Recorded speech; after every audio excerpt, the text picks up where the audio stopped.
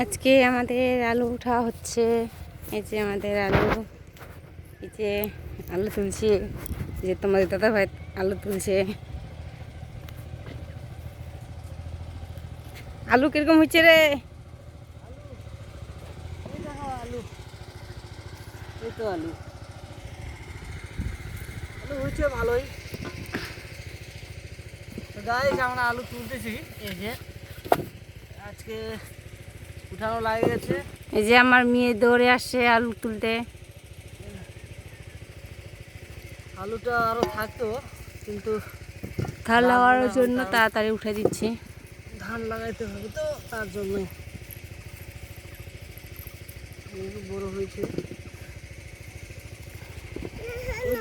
এই যে এই যে এই যে এই যে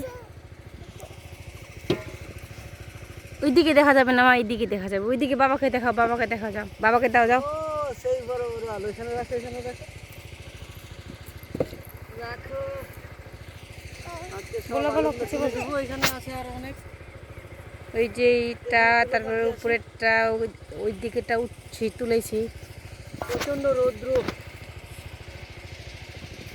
বাপরে রৌদ্র, সেই রৌদ্র। এগুলো আবার ধান লাগাইতে হবে এখন। তুলে দিয়ে খালি তাড়াতাড়ি জল ঢুকাই দিব জমিতে, জল ঢুকাই দিয়ে তারপরে ধান লাগাবো। হ্যাঁ, হাগিব, পায়খানা করবি? যাও ঘুমাও, যাও এখন দুপুর। তাহলে তুমি নাও মোবাইলটা, আর আমি তুলছি। তোমার মোবাইলটা নিবে নাকি?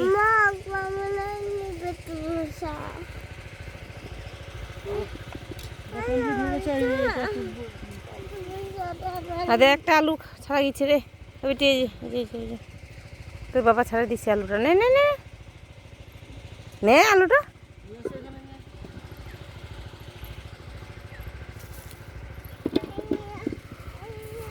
সব ধরনের কাজ করতে হচ্ছে গাইস, কি করব, দুঃখের কথা, বলার কিছু নাই। এই আলু, কিন্তু আলুর দাম নাই, এটাই সব থেকে দুঃখের বিষয়। দাঁড়াও দাঁড়াও দাঁড়াও। এই যে আমাদের ছোট ছোট আমের গাছে অনেক মুকুল ধরছে, পুরা আম দিয়ে। তারপর এগুলা কলম্বোই ধরছিল, খাই নিচ্ছি সবগুলাই। এই যে তোমাদের দাদা ভাই আলু লাগতে যাচ্ছে এখন। কিছু বলবি নাকি রে?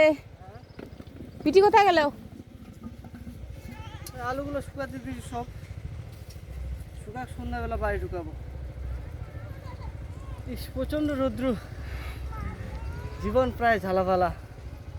গৃহস্থ মানুষের এইরকমই, এটাই সুখ, এটাই দুঃখ, এটাই ভাই, কি বলবো। সো গাইস, তোমরা দেখতে পাচ্ছ আলু। আর আজকে হোলির দিন, মন নেই কাজ করার, তবুও কাজ করছি।